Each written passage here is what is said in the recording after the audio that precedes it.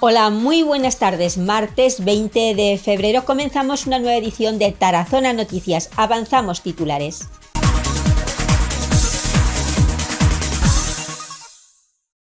Nueva plantación en el Monte de la Dehesa. Hablamos con Diego Cobos, concejal de Montes y Agricultura del Ayuntamiento de Tarazona.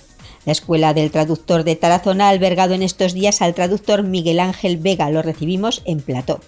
Curso de grabación digital y ponencia concierto sobre el piano ruso en el Conservatorio Profesional de Música de Tarazona. Y en los deportes, abierto el plazo de inscripción para el 8º Rally XCO Cipotegato.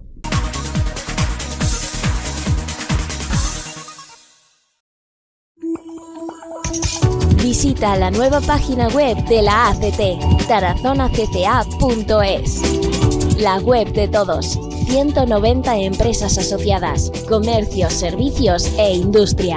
Grandes profesionales. Entra, mira, busca y seguro que encuentras todo lo que necesitas. Tarazona, tu ciudad por descubrir.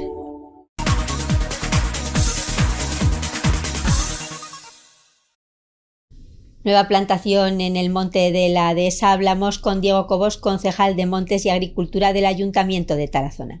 Pues seguimos plantando, nos vamos al Monte de la Dehesa, otra vez de plantación. ¿Qué sería si no plantáramos, si no cambiáramos toda esta vegetación que vaya acorde también con el tiempo que nos va acompañando, esta climatología que va cambiando, aunque nos parezca que no, pero ahora ya lo vemos como un hecho real? Y de todo ello vamos a hablar con Diego Cobos, concejal de Agricultura. Hola, y de buenos Montes. días. Buenos días, Diego. Antes de que os marchéis, vamos a hablar un poquito de todo esto porque es un proyecto, o sea, se ha ido plantando durante otros años y continuamos. ¿Qué va a pasar hoy en el Monte de la Dehesa? Exacto, el Ayuntamiento de Tarazona, junto con la DGA, comienza unas campañas de sensibilización y concienciación desde el 2002. Llevamos plantando en varias zonas del término de Tarazona. Puede ser hemos plantado en la Valoria, hemos plantado en la Plana del Rosell, varios sitios, y ahora estamos actuando en los montes de la Dehesa.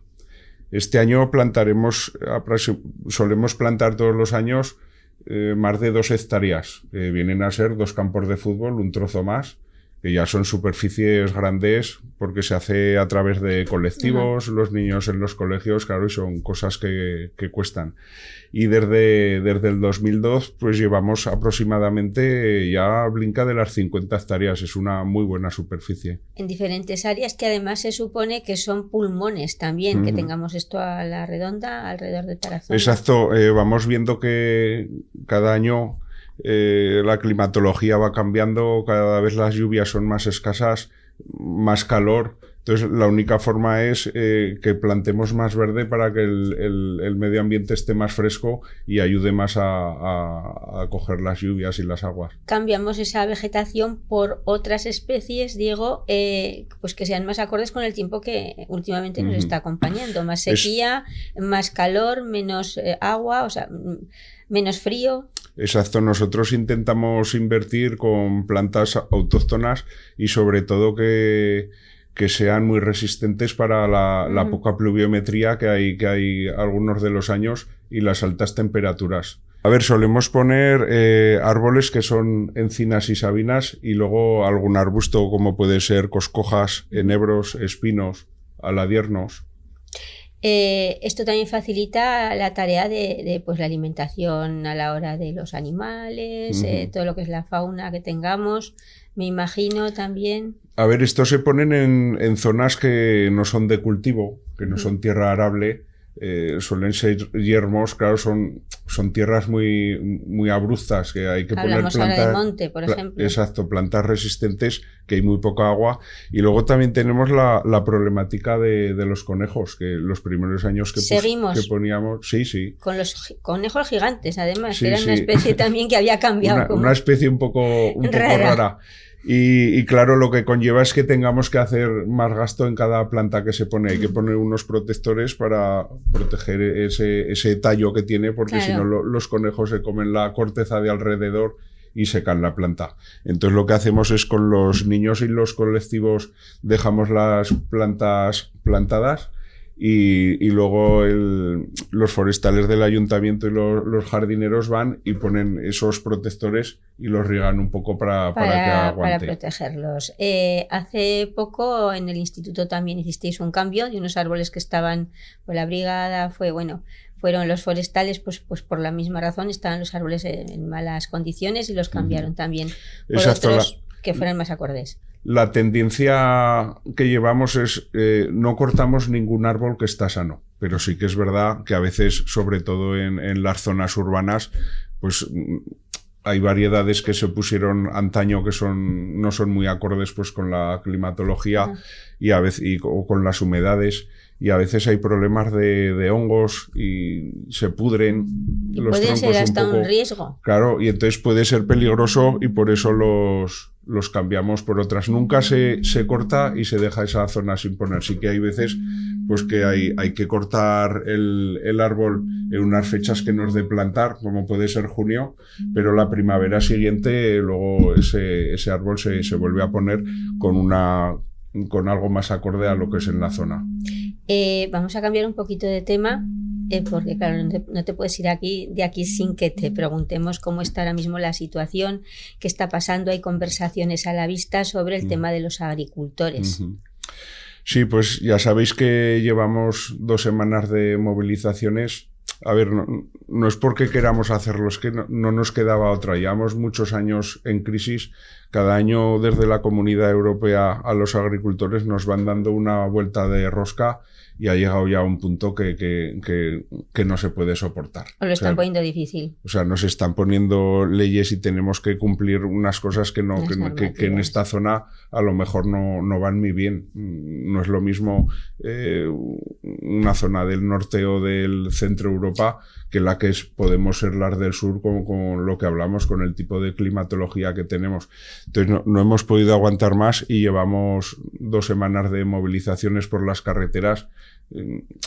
Pedimos siempre disculpas a la gente y a la paciencia que han tenido, pero era la única forma de difundirlo. Y ahora sí que hemos cambiado de estrategia y no se hacen tanto esas tractoradas por las carreteras, por las nacionales, que la verdad es que molestábamos mucho, y vamos a ir a zonas más estratégicas o empresas que hacen una competencia desleal, o iremos a las administraciones para darles nuestro comunicado y que ahí los políticos o las personas que lo puedan llevar a Europa y defender el sentir de España. ¿Hay reuniones a la vista, Diego? ¿Alguna? Sí, mañana nos vamos a Zaragoza. La idea es, claro, también las labores agrarias hay que hacerlo. Claro. Estuvimos 8 días saliendo todos los días y claro, luego cada uno las explotaciones de nuestras casas vivimos de eso y nosotros no podemos estar 1 año sin trabajar porque se nos iría... Porque la huelga sería para vosotros. Se nos iría la cosecha a pique.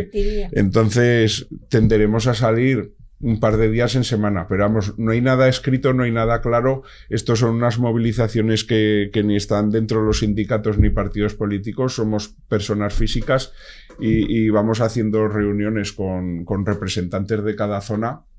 Aquí hay 1 o 2 personas son las que suelen ir a las reuniones, luego nos lo comunican y nosotros vamos. Entonces, no hay nada escrito, no hay nada pactado, vamos un poco a la marcha. Hablamos de particularidades, claro, a la hora de que toda España no está en la misma situación, cada climatología es diferente, por tanto afecta de una manera y os han metido a todos en el mismo saco, por decirlo de esta forma. ¿Cuál sería ahora mismo el punto más grave que os está afectando dentro de todo esto? A ver, lo más grave, nosotros somos agricultores y tenemos que vivir de nuestros productos. Ese producto tiene que ser rentable. Llevamos unos años que lo que no podemos soportar es ir por debajo de costes.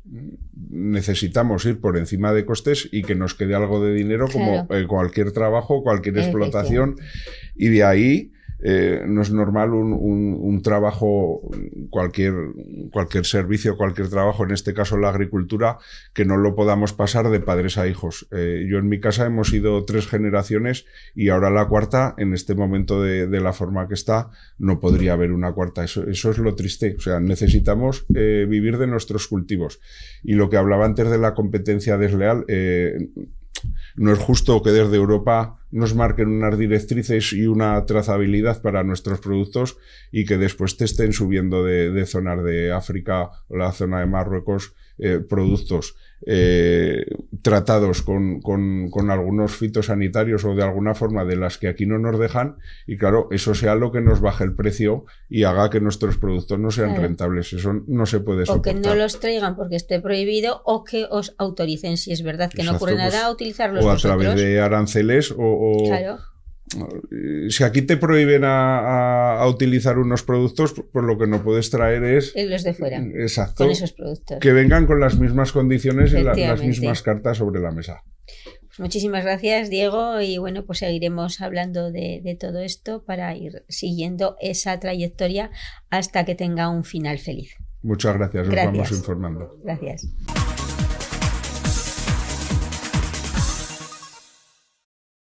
Y la Escuela del Traductor de Tarazona ha albergado en estos días al traductor Miguel Ángel Vega. Hablamos con él en plato. Vamos a hablar ahora con Miguel Ángel Vega Cernuda, traductor nacido en León, criado, bueno, en Madrid, educado en Salamanca, en Madrid. Bueno, del mundo. Bueno, casi. En Tübingen, en Berlín, en Viena.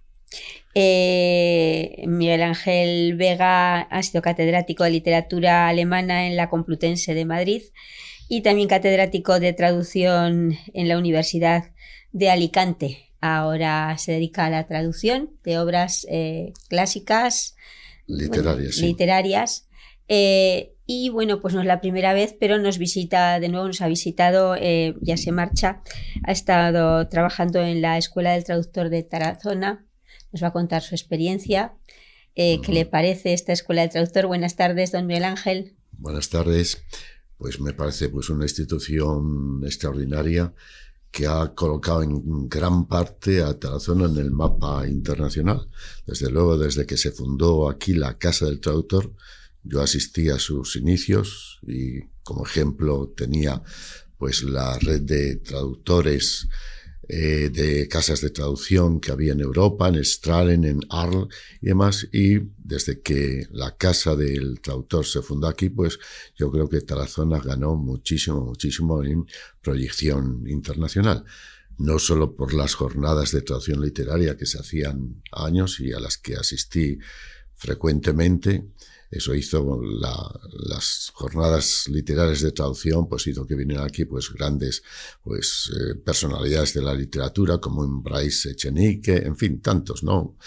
Y bueno, pues creo que, en fin, debería mantenerse porque es una institución que merece todo el apoyo y que hace mucho por la imagen internacional de Tarazona. Es bueno que Tarazona resuene internacionalmente pues por estos motivos también. Sin duda, sobre todo teniendo en cuenta pues que hay una red de casas del traductor. Quizá la Casa del Traductor pues no está en la misma línea que otras casas, como es la casa madre, por así decirlo, la de Strahlen, que tiene un gran apoyo y por parte de las autoridades alemanas, provinciales. Hablamos de otros países. Sí, Strahlen es Alemania. En Alemania se fundó, como ejemplo, el fundador de la Casa del Traductor en Alemania fue un romanista alemán, un romanista hispanista alemán, que tomó como ejemplo la tradicional, la histórica Escuela de Traductores de Toledo. Y entonces esa fundación en Strahlen, en Alemania, pues dio un poco la pauta. Después se fundaron las casas de Arles, las de Próchida, etcétera, etcétera. Y Paco Uriz pues tomó el testigo y vino a fundar aquí también esta casa, y yo creo que desde entonces pues ha hecho una labor extraordinaria. No sé cuántos traductores habrán pasado ya por aquí, pero creo que merece la pena seguir apoyándolo, y porque es una labor que redunda en beneficio de la imagen internacional de Tarazona. Estamos hablando en estos días pues porque era el Día Internacional del Multilingüismo y la Diversidad Lingüística. ¿Cuántas lenguas habla Miguel Ángel Vega? Hombre, como lengua de trabajo, fundamentalmente el alemán, me defiendo también en italiano, me defiendo en francés, me defiendo en inglés, pero traducir pues solo antaño llegué a dominar el danés, pero pues ya desde que no he traducido, no lo he practicado, pues ya tengo 81 años y naturalmente ya estoy un poco haciendo pues más que nada practicando las aficiones y las segundas y terceras almas que uno tiene, porque se dice, mañana que es el día de la lingüística, pues se dice que el poseer una segunda lengua es poseer una segunda alma. Pues eso es lo que practico, intentar pues proyectar las almas que he adquirido a través de las lenguas que he conocido. De las lenguas y de las culturas, ojo, no hay que separar lengua. Pero porque va vinculado todo, es todo, en el contexto sí, todo. Sí. Incluso la manera de escribir, pues tiene un contexto que es la época y todo lo que le rodea. Sí. Vamos a hablar, nos centramos en la obra que ha venido a traducir aquí a Tarazona. Sí. Hablamos un poquito de ella. Pues es la obra que estoy traduciendo, en la que estoy trabajando actualmente, es Las confusiones del joven Törles, o del adolescente Törles, o del cadete Törles. Se publica en 1906 y ya en aquella época trata el acoso escolar. A principios del siglo pasado. A principios un del tema siglo que pasado. está ahora tan vigente. Tan candente. Es un problema. Efectivamente. Y además es que es una obra que en muchas instituciones docentes alemanas la recomiendan como lectura corriente por parte de los estudiantes para que se percaten de la gravedad y todo esto pues es, ya digo, en 1906, cuando todavía estábamos lejos de concienciar. Era por aquel entonces cuando se empezaba a tener conciencia de la personalidad infantil y de la personalidad adolescente. Hay una escritura sueca que por aquel entonces escribe pues El siglo del niño, por aquel entonces pues se publica también pues el despertar de la primavera, que es el problema de la adolescencia sexual, etcétera, etcétera. Entonces, en ese contexto y como, digamos, precursor y como un primer aporte, la obra de Musil pues es importantísima. Bien, es verdad que después fue la proyección de esta obra fue superada por la proyección de la gran obra de Musil, que es El hombre sin atributos. De todas maneras han sido como estos literatos, estos escritores que han avanzado sobre temas que luego han venido a desarrollarse más patentemente, han sido como visionarios de alguna manera, ya trataban esta psicología, en este caso infantil. Sin duda, digamos, es que sobre todo teniendo en cuenta que él lo relataba, lo estudiaba, lo proponía como vivencia propia. Él había estado en un internado paramilitar en aquella época de finales del siglo XIX, principios del XX, en la que se estaba en la paz armada, se estaba preparando la guerra, y entonces pues la violencia intraespecífica e intragenérica, es decir, la violencia del interno frente al interno en una institución paramilitar, una academia militar, pues era muy importante. Y él en esta obra pues quiso proponer sus experiencias que eran prácticamente la primera vez que se proponían pues en una obra literaria, sin duda. Se marcha ahora a indagar un poquito más sobre este autor, sí, Alemania.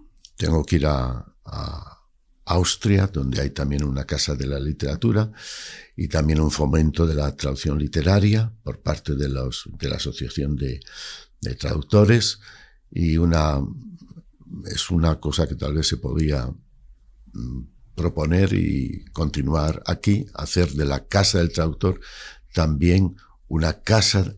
Teóricamente hace años se llamaba Casa del Traductor, Casa de las Letras Hispanas, Cuando estábamos en la calle Borja, así se llamaba. Casa, que tenga más ámbito. Que tenga más ámbito, que se pueda proyectar como centro de investigación de la literatura española. Con unas bibliotecas convenientes, con unos, en fin, un aparataje. Una base también, de datos específica. Base de datos y demás, ¿no? Y entonces, pues, evidentemente, yo creo que con el tiempo... Espacio hay. Indiscutiblemente, aquí en Tarazona espacio sobra. Pero sería cuestión de ubicarlo, de ubicarlo y que hubiera voluntad esa amplitud, sí, esa nueva vertiente política, ¿no? Porque posiblemente es lo que falta, un poco de visión de la importancia que tiene la literatura como transmisión de la propia imagen nacional. Pues muchísimas gracias. Sabemos que se tiene que marchar. Sí. Parece que las tractoradas nos han dicho que iban como más ligeras, que salían menos, a ver si hay suerte y no le pilla ninguna por el camino. Muchísimas gracias, don Miguel Ángel Vega.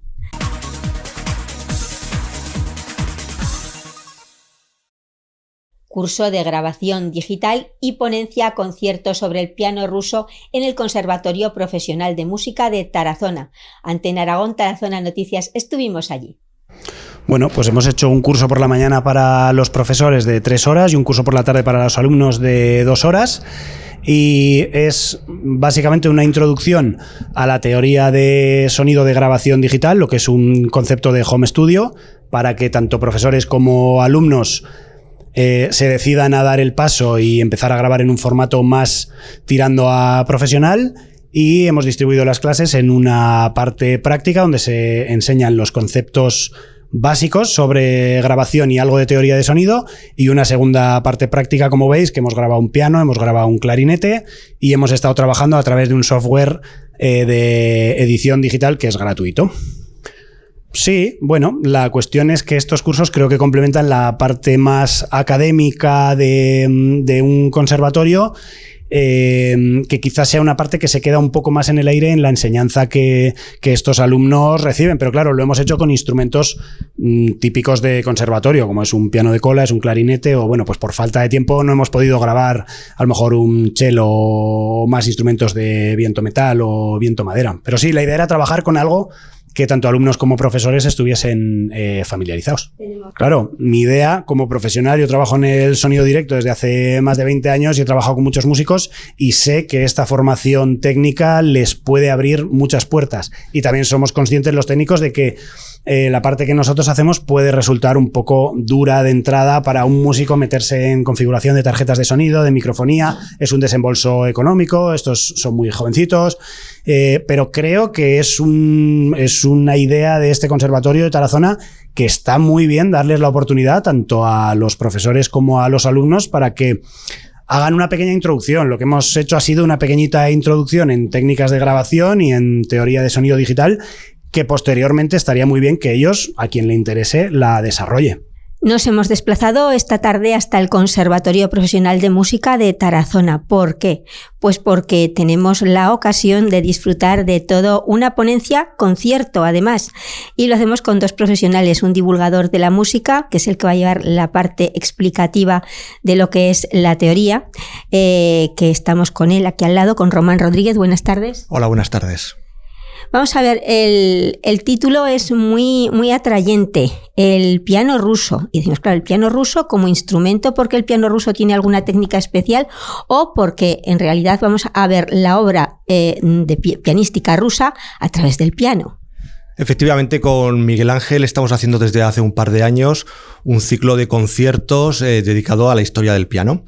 Y hoy afrontamos la historia del piano en Rusia desde desde mediados del siglo XIX hasta mediados del siglo XX aproximadamente.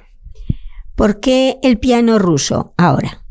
Bueno, sí, hemos querido acercarnos a todas las literaturas pianísticas europeas. Queremos hacer piano francés, piano español, hemos hecho el piano polaco a través de Chopin, y el piano ruso pues es bastante relevante porque, bueno, pues que tiene una literatura pianística propia, cogiendo pues las melodías populares de su país, y luego también transicionando a lo que sería la música soviética después de la llegada de la Revolución Rusa de 1917.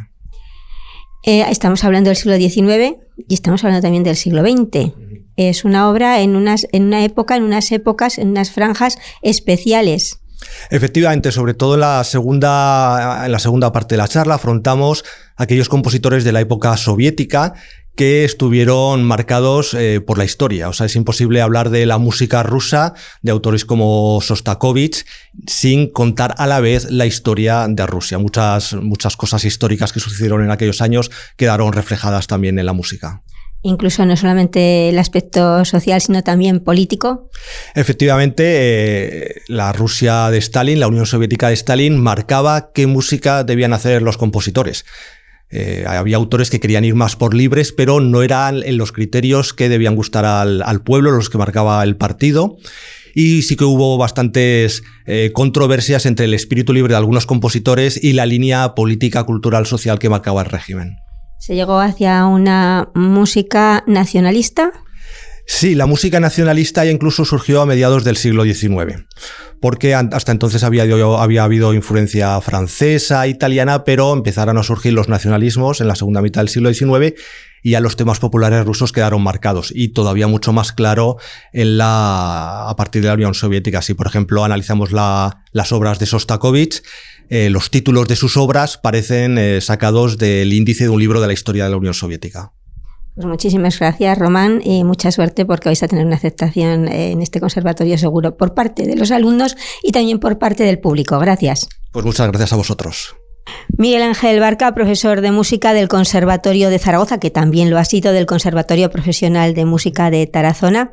Tenemos una ponencia, concierto, hemos hablado con el ponente, con Román Rodríguez. Vamos a hablar contigo de esa obra del piano ruso, de toda la trayectoria de la obra pianística rusa, como él nos ha dicho, a través del siglo XIX y XX. ¿Qué es lo que vamos a poder escuchar esta tarde? Pues esta tarde vamos a escuchar a bastantes autores. Entre ellos, tanto a Román como a mí siempre nos ha gustado mucho la música de Rachmaninoff. Y de Rachmaninoff, precisamente este compositor, voy a tocar un par de obras. Y bueno, desde Rachmaninoff a Prokofiev, Stravinsky, Scriabin, compositores que la verdad que pianísticamente son muy interesantes. Estábamos hablando con tu compañero de conferencia y hablábamos de hasta qué punto, pues claro, el entorno sociopolítico de esas épocas tocó la obra de estos compositores. Se deja notar. Sí, efectivamente, yo creo que influye todo el tema político, todo lo que tiene que ver con el contexto, influye bastante en este tipo de composiciones y en muchas obras, como en Rachmaninoff, se nota bastante. ¿Hasta qué punto? Porque si estos compositores no hubieran tenido pues esas pesquisas, de alguna manera esas influencias, ¿ellos creéis que hubieran compuesto de otra manera? Vamos, yo personalmente creo que igual sí. Podría ser el caso de que si no hubiera sido de esa manera, sí, podría ser. Lo que pasa es que, claro, nunca lo sabremos. Eso es algo complicado de saber, pero se puede intuir. Hablábamos de que habíamos llegado, y tu compañero nos hablaba que desde mediados del siglo XIX ya hacia un nacionalismo, seguramente por todas estas influencias. Sí. Compositores tales como Glinka, que eran bastante nacionalistas, yo creo que sí que había bastante influencia de todo este tipo del contexto sociopolítico, sí. Miguel Ángel, vamos a cerrar esta entrevista con un pequeño preludio, un pequeño trocito de una de las obras que van a escuchar los alumnos, van a escuchar el público también esta tarde en el Conservatorio de Tarazona. Muy bien, muchas gracias.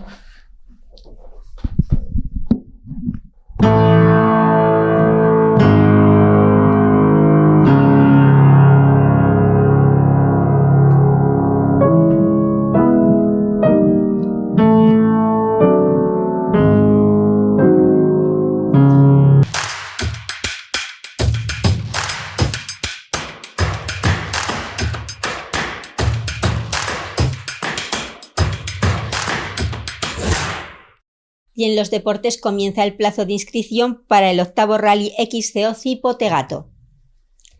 abierto el plazo de inscripciones para la segunda prueba de la Copa Aragón XCO 2024, el octavo Rally XCO que organiza el Club Ciclista Turiaso con la colaboración del Ayuntamiento de Tarazona.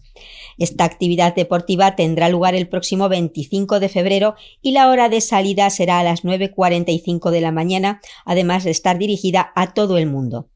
La recogida de dorsales el mismo día, domingo 25 de febrero, desde las 8:45 de la mañana hasta las 11. El límite de participantes es de 250 y el proceso de inscripciones rellenando el formulario que encontrarás a través de la web Federación. El plazo para inscripciones finaliza el próximo jueves 22 de febrero a las 23:59 horas. Para cualquier consulta o incidencia puedes escribir a través del correo club.ciclista.turiaso@gmail.com y la tasa de inscripción: federados 16 euros y no federados 28 euros, en categorías de escuelas 5 euros y no federados 13 euros.